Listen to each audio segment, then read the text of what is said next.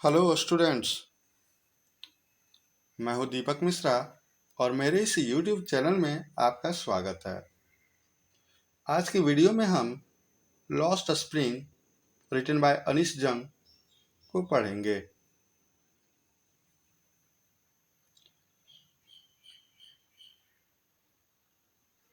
अनीश जंग 1964 यानी उनका जन्म 1964 में हुआ था। Was born in Rourkela and spent her childhood and adolescence in Hyderabad. Anees Jung का जन्म राउरकेला में हुआ और उन्होंने अपना बचपन और किशोरावस्था हैदराबाद में बिताया। She received her education in Hyderabad and in the United States of America. उन्होंने अपनी शिक्षा हैदराबाद और यूनाइटेड स्टेट्स ऑफ अमेरिका में प्राप्त की। Her parents were both writers. उनके माता पिता दोनों लेखक थे। अनीश जंग began her career as a writer in India. Anish जंग ने अपने करियर की शुरुआत एक लेखक के रूप में की भारत में। She has been an editor and columnist for major newspapers in India and abroad. वह एक संपादक के रूप में कार्य करती रही और स्तंभकार के रूप में भी, यानी अखबारों में कॉलम लिखती, भारत के और विदेश के अखबारों में। And has authored several books, और उन्होंने कई किताबों को भी लिखा। The following is an excerpt from her book title lost spring, a stories of a stolen childhood. और आज हम जो पढ़ने जा रहे हैं वह उनकी बुक जिसका शीर्षक है lost spring, a stories of stolen childhood, उसी का एक अंश है। Here she analysis the grinding poverty and traditions which condemn these children to a life of exploitation. यहाँ पर वह व्याख्या करती है उस कष्टदायक पॉवर्टी की, गरीबी की और परंपरा का, जो कि चिल्ड्रन के लाइफ को कैसे एक्सप्लॉइट करता है। आइए शुरू करते हैं। पहला पार्ट जो है वह है समटाइम्स आई फाइंड ए रूपी इन द गार्बेज। कभी कभी मैं कचरों में 1 रुपया भी पा लेता हूँ। इन्वर्टेड कोमा में है, इट मीन्स यह किसी का कथन है, स्टेटमेंट है, और ये जो हम पढ़ने जा रहे हैं पार्ट उसका शीर्षक भी है। ठीक है, तो शुरू करें। Why do you do this, why do you do this, या तुम क्यों करते हो। I ask Sahib, whom I encounter every morning scrounging for gold in the garbage dumps of my neighborhood. मैं पूछती साहिब से जो प्रति सुबह मुझसे मिलता, कचरों में गोल्ड ढूंढता, कचरों के ढेर में, गार्बेज डंप्स। और वह कचरे का ढेर कहाँ होता, मेरे पड़ोस में। यहाँ आई मीन्स द राइटर, यानी लेखिका है। तो लेखिका यहाँ साहब से पूछती है, वही साहब जो प्रति सुबह गोल्ड ढूंढने गार्बेज डंप के पास आता है, कचरों के ढेर पर आता है। साहब left his home long ago, साहब ने अपना घर काफी समय पहले छोड़ दिया था। Set amid the green fields of Dhaka, और उनका घर कहाँ था, ढाका के हरे भरे खेतों के बीच में। His home is not even a distant memory, अब उसका घर उसके याद में नहीं है, याददाश्त से बाहर है। There were many storms that swept away their fields and homes, वहाँ कई तूफान आए थे और उनके खेत और उन लोगों के खेत और घर सभी उड़ गए उस तूफान में। His mother tells him, उसकी माता उसे बताती, क्योंकि उसे याद तो नहीं था कुछ। That's why they left looking for gold in the big city where he now lives. इसलिए वो वहां से चल दिए, शहर आए और जहां अब गोल्ड ढूंढते हैं, उस सिटी में जहां वह रहते भी हैं। अब यहाँ देखेंगे कि जगह जगह गोल्ड आ रहा है, गोल्ड का अर्थ सोना होता है, तो हम यहाँ गार्बेज में सोना ढूंढने की बात का अर्थ नहीं ले पाते हैं कि वह गार्बेज में सोना ढूंढता होगा। सोना का अर्थ है अपना जीवन यापन करने का कुछ भी मीन्स, यानी रोजी रोटी का, उससे कुछ ऐसा मिल से जिससे वह अपना जीवनचर्या बिता ले। गोल्ड का मतलब कुछ भी बहुमूल्य उन लोगों के लिए, मतलब कचरा में कुछ ढूंढने वालों के लिए है, ऐसा चीज जिससे वो लोग अपना दिन व्यतीत कर ले, जीवन यापन कर ले। I have nothing else to do, मुझे कुछ भी करने को नहीं है। ही मटर्स लुकिंग अवे, वह बुदबुदाया, धीमे स्वर में बोला, दूसरी ओर देखते हुए। गो टू स्कूल, स्कूल जाओ। आई से ग्लिबली, अनायास ही मैंने कुछ वैसे कहा, ऐसे glibly, realizing immediately how hollow the advice must sound, और बाद में मैंने खुद रियलाइज किया, इस बात को समझा तुरंत ही, इमीडिएटली, कि मेरा जो यह एडवाइस था, सलाह, कि कितना खोखला था। There is no school in my neighbourhood, मेरे पड़ोस में कोई भी स्कूल नहीं है। When they build one I will go, और जब बन जाएंगे मैं जाऊंगा। If I start a school will you come, अगर मैं एक स्कूल स्टार्ट करता हूं तो क्या तुम आओगे? आई आस्क, मैंने पूछा, हाफ जोकिंग, मजाक करते हुए। Yes, he says smiling broadly, और वह मुस्कुराता हुआ कहा, हाँ। A few days later, I see him running up to me, और कुछ दिन बाद मैंने देखा कि वह मेरी ओर दौड़ता हुआ आ रहा है। Is your school ready? Question है, क्या आपका स्कूल तैयार है? It takes longer to build a school. School बनने में काफी समय लगता है। I say, मैंने कहा, embarrassed at having made a promise that was not mean, और बाद में मुझे अपने ही वादे करने में शर्म महसूस हुआ कि मैंने वह वादा क्यों कर लिया जिसका कोई अर्थ नहीं था।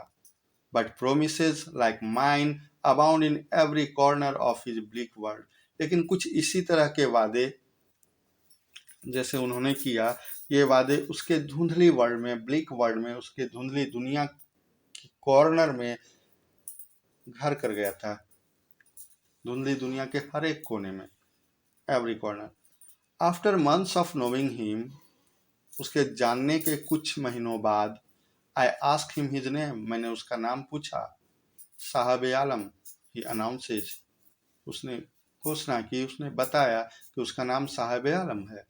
He does not know his name, sorry, he does not know what it means, उसे यह भी नहीं पता कि इसका क्या अर्थ होता है, वह नहीं जानता कि इसका अर्थ क्या होता है। If he knew its meaning, अगर वह यह जानता इसका अर्थ, लॉर्ड ऑफ द यूनिवर्स, यानी ब्रह्मांड का ईश्वर, he would have a hard time believing it, तो उसे काफ़ी कठिनाई होती, यह समय काफ़ी हार्ड होता उस पर विश्वास करने के लिए। Unaware of what his name represents, he roams the streets with his friends, an army of barefoot boys who appear like the morning birds and disappear at noon. Unaware मतलब जानकारी नहीं थी, बेपरवाह। वाट हिज नेम रिप्रेजेंट्स, कि उसका नाम क्या represent करता है, किसका प्रतिनिधित्व करता है। ही रोम्स द स्ट्रीट्स, वह सड़कों पर अपने दोस्तों के साथ भटकता, और उसके दोस्त कैसे थे? सभी दोस्त एक आर्मी, मतलब एक समूह, बैरफुट बॉयज मतलब नंगे पैर चलने वाले लड़कों का, जो सुबह मॉर्निंग बर्ड्स की तरह अपीयर होते, प्रकट होते, और दोपहर में गायब हो जाते। ओवर द वंस, महीनों बाद, I have come to recognise each of them, मैंने उनमें सभी को पहचान लिया, उन सभी को पहचान लिया। Why are not you wearing chappals, तुम लोग चप्पल क्यों नहीं पहनते? I ask one. My mother did not bring them down from the shelf, मेरी माँ सेल्फ से चप्पल उतार कर नहीं देती। ही आंसर्ड सिंपली, उसने काफी साधारण तरीके से जवाब दिया। Even if she did he will throw them off, अगर वह ऐसा करती तो वह उसे फेंक देगा। एड्स अनदर, एक दूसरे ने कहा। who is wearing shoes that do not match, जिसने जूते पहन रखे थे लेकिन जूते मैच नहीं कर रहे थे एक दूसरे से। मतलब एक पैर में एक अलग तरह का जूता और दूसरे पैर में दूसरा। When I comment on it, he shuffles his feet and says nothing. और मैंने जब कमेंट किया उस पर तो वह सिर्फ पैर हिलाया, बोला कुछ नहीं, says nothing, कुछ नहीं कहा। I want shoes, मैं जूते चाहता हूँ, says a third boy who has never owned a pair all his life. एक तीसरे लड़के ने कहा जिसने अपने जीवन में कभी भी एक जोड़ा जूता नहीं पाया था, कभी उसके पास जूते नहीं रहे। Traveling across the country, I have seen children walking barefoot in cities on village roads. तब देश में घूमते हुए मैंने बच्चों को देखा है जो नंगे पांव चलते हैं। कहाँ? शहरों में और गांव के सड़कों में। It is not lack of money, but a tradition to stay barefoot. और यहाँ पैसे का अभाव नहीं है, एक परंपरा है नंगे पैर रहना। Is one explanation, एक वाक्य है। I wonder, मैं कभी चौंकती हूँ, if this is only an excuse to explain away perpetual state of poverty, क्या यह केवल बहाना है अपनी गरीबी की अस्थायी स्थिति का वर्णन करने से दूर रहने का। I remember a story a man from Udupi once told me. मुझे एक कहानी याद आती है जब उडुपी के एक व्यक्ति ने मुझसे कहा था, As a young boy, he would go to a school past an old temple. जब वह यंग लड़का था तो वह मंदिर जाता स्कूल दौरान, where his father was a priest, जहाँ उसके पिता एक पुजारी थे। He would stop briefly at the temple and pray for a pair of shoes. वहाँ थोड़ी देर के लिए रुकता टेम्पल में और प्रार्थना करता जूते के लिए। 30 years later, I visited his town and the temple. और 30 वर्षों बाद मैं वह शहर गया, मंदिर, which was now drowned in an air of desolation. जहाँ अब जो है वीरानगी के एयर में वह डूब गया है। In the backyard where lived the new priest, there were red and white plastic chairs. वहाँ पर अब एक नया पुजारी रहता। वहाँ पर लाल और सफेद रंग के प्लास्टिक कुर्सियाँ थी। A young boy dressed in a grey uniform, एक लड़का वह यूनिफॉर्म में था। यूनिफॉर्म कैसा? ग्रे यूनिफॉर्म, सॉक्स यानी मोजा पहने हुए था, जूता भी था, सॉक्स एंड शूज यानी मोजा और जूता मोजा पहने हुए था। अराइव्ड पेंटिंग मतलब हाफते हुए आया। And through his school bag on A folding bed, और उसने अपना स्कूल बैग फोल्डिंग पर फेंक दिया।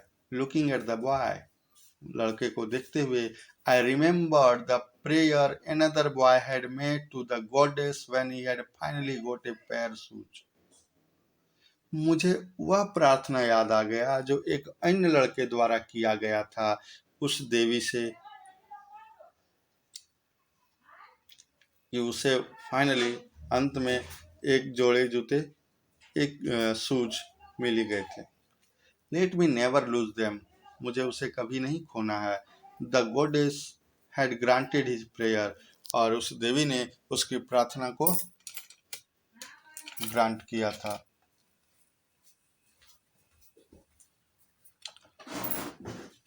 Young boys like the son of the priest now wore shoes.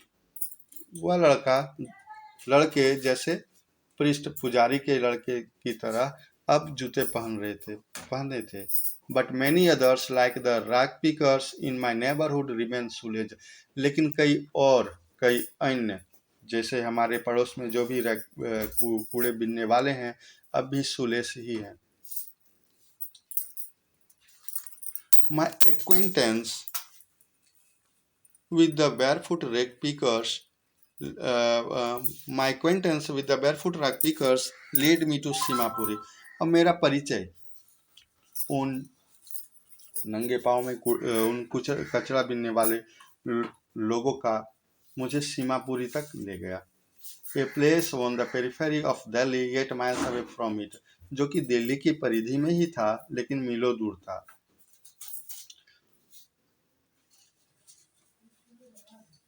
Metaphorically, लाक्षणिक रूप से, those who live here are squatters who came from Bangladesh back in 1971।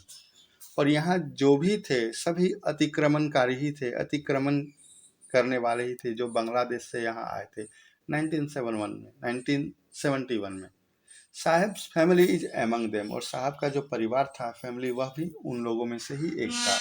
Seemapuri was then a wilderness, और Seemapuri was then a wilderness, और उस समय जो सीमापुरी है वह एक जंगल ही था। It it still is but is no longer empty, अब भी यह वैसा ही है लेकिन ज़्यादा खाली नहीं है। In structures of mud with roofs of tin and tarpaulin, devoid of sewage, drainage or running water, live 10,000 rag pickers। In structures मतलब संरचना, मड, कीचड़ या मिट्टी का हम बोल सकते हैं, with roofs of tin and tarpaulin, और ऊपर छत, मतलब जो भी दीवारें होती, जो भी होता वह मिट्टी का होता, और उसके ऊपर जो रूफ होता है यानी छत, वह या तो टीन का होता, तारपुलिन का होता, और सीवेज, जिसमें सीवेज की कमी होती, सीवेज रहित होता। ड्रेनेज और रनिंग वाटर, ना तो ड्रेनेज होता, नाली, और ना बहता पानी। लिव 10,000 रेग पिकर्स, मतलब वहाँ राग पिकर 10,000 कूड़े बीनने वाले होते। दे have lived here for more than 30 years without an identity, और वे लोग यहाँ पिछले 30 वर्षों से रह रहे थे बिना कोई परिचय के, विदाउट परमिट्स, बिना कोई परमिट के, अनुमति के, बट विद राशन कार्ड्स, लेकिन उन लोगों के साथ राशन कार्ड था उन लोगों के पास। They get their names on voters list and enable them to buy grain, और उनका नाम वोटर लिस्ट में आ चुका था और वे लोग ग्रेन, अनाज खरीदने में सक्षम थे। Food is more important for survival than an identity, भोजन, खाद्य कहीं ज़्यादा, भोजन ज़्यादा आवश्यक है पहचान से, जिंदा रहने के लिए। If at the end of the day, कहीं चला गया लाइन, एक minute, they have lived here, identity, food is, हाँ, if at the end of the day we can feed our family, अगर दिन के अंत तक, दिन खत्म होते होते हम अपने परिवार को खिला पाते हैं, go to bed without an aching stomach, और बिना पेट दर्द किए ही हम लोग बिस्तर पर जा सकते हैं, we would rather live here, तो हम लोग यहीं रहेंगे, then in the fields that give us no grain, बजाय उन खेतों के जो हमें अनाज नहीं देते। से ए ग्रुप ऑफ वीमेन, महिलाओं के एक समूह ने कहा, इन टेटर्ड साड़ीज, जो कि जीर्ण शीर्ण साड़ियों में थी। When I asked them, जब मैंने उन्हें पूछा, why they left their beautiful land of green fields and rivers, कि उन लोगों ने क्यों अपनी जमीन को छोड़ दिया जो हरे भरे खेतों और नदियों से भरे हैं। Wherever they find food, they pitch their tents that becomes transit home, जहाँ कभी भी वे फूड पाते हैं वह अपना टेंट वहाँ पिच कर देते हैं, लगा देते हैं, और एक स्थानांतरित, एक घर बन जाता है, अस्थायी घर, जिसे मूव किया जा सके। Children grow up in them, और बच्चे उन्हीं में बड़े होते, बिकमिंग पार्टनर्स इन सर्वाइवल, और बाद में वह पार्टनर बन जाते सर्वाइवल में। And survival in Seemapuri means राग पिकिंग, और सीमापुरी में सर्वाइवल का अर्थ है कोई कचरा बिनना। थ्रू द ईयर्स, पूरे वर्ष, it has acquired the proportions of a fine art, एक पैमाना बन गया था कला का। Garbage to them is gold, और उन लोगों के लिए जो गार्बेज है, कचरा का ढेर है, वह क्या है, कचरा है, वह सोना है। It is their daily bread, यह उसकी रोटी है, प्रतिदिन की रोटी। ए रूफ ओवर देयर हेड्स, उनके ऊपर की छत।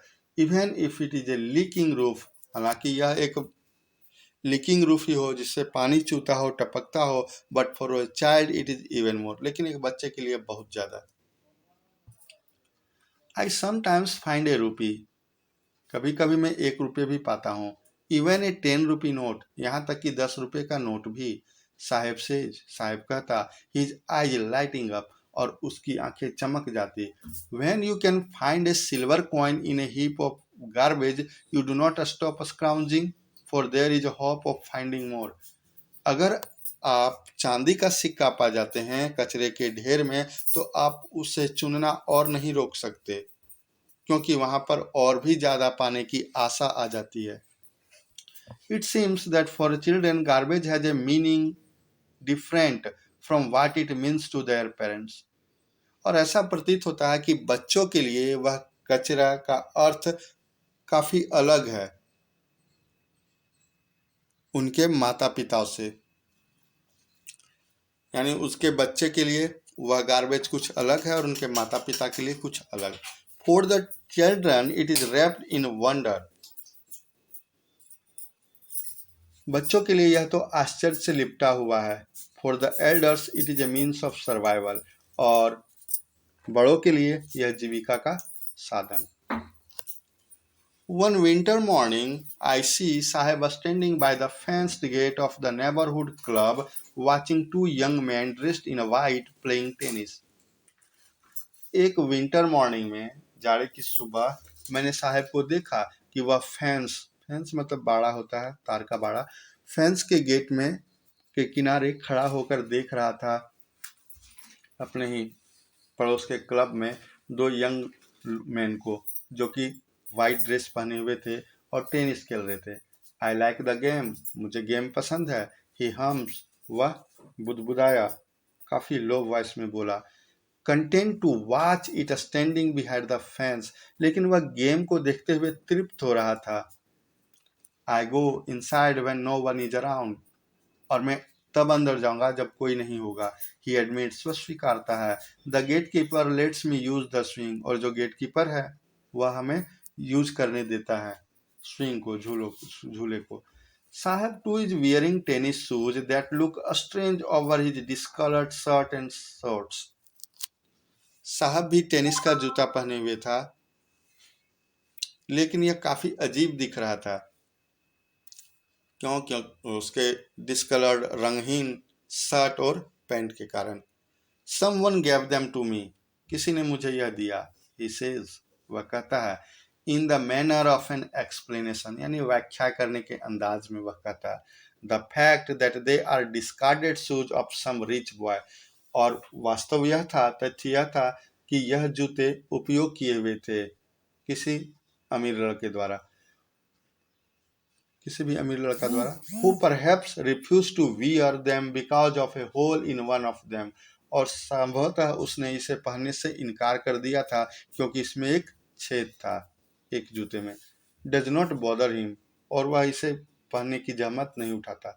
For one who has walked barefoot, even shoes with a hole is a dream come true, और उन लोगों के लिए जो वह खाली पैर चलता, उन लोगों के लिए यह जूते भी इस तरह था जैसे सपना सच हो जाए। But the game he is watching so intently is out of his reach, लेकिन वह गेम, खेल जो वह देख रहा था, वह उसकी पहुंच से दूर था। दिस मॉर्निंग, ये सुबह, Saheb is on his way to the milk booth. Saheb अब मिल्क बूथ के रास्ते में था। In his hand is a steel canister, उसके हाथ में एक स्टील का कनस्तर था, स्टील का। I now work in A tea stall down the road, अब मैं एक टी स्टॉल में काम करता हूँ जो ठीक नीचे है रोड के। इसे उसने कहा, पॉइंटिंग इन द डिस्टेंस, कुछ ही दूरी पर एक चाय की दुकान को पॉइंट करते हुए, इशारा करते हुए। I am paid 800 rupees and all my meals, मुझे 800 रुपये मिलते हैं और साथ में खाना भी। Does he like the job, क्या वह यह जॉब पसंद करता है? आई आस्क, मैं पूछती हूँ, लेखिका ने पूछा। हिज फेस, उसका जो चेहरा है, I see has lost the carefree look, जो बेपरवाह लुक था वह उसने खो दिया था। The steel canister seems heavier than the plastic bag he would carry so lightly over his shoulder, और यह जो कनस्तर है वह कहीं ज्यादा भारी लग रहा था उस प्लास्टिक बैग से जो वह काफ़ी आसानी से अपने कंधों पर ढोता। द बेग वाज हीज, वह बोरा वह बेग उसका था। द कनस्तर belongs to the man who owns the tea shop, और यह कनस्तर उसका है जिसकी चाय दुकान है। साहब is no longer his own master, साहब अब अपना मालिक नहीं रहा। यह वीडियो 25 मिनट की हो चुकी है और I want to drive a car यानी दूसरी कहानी, दूसरा पार्ट अभी भी बाकी है। और अगर मैं इसे पूरा करता हूं तो यह वीडियो काफ़ी लंबी हो जाएगी, साथ ही साथ बोझिल भी। तो आज इस वीडियो को मैं यहीं समाप्त करता हूं। आशा करता हूं आप इस पाठ को समझ पाए होंगे। अगर आपके मन में कोई संशय है तो आप कमेंट करके पूछ सकते हैं। वीडियो देखने के लिए बहुत बहुत धन्यवाद।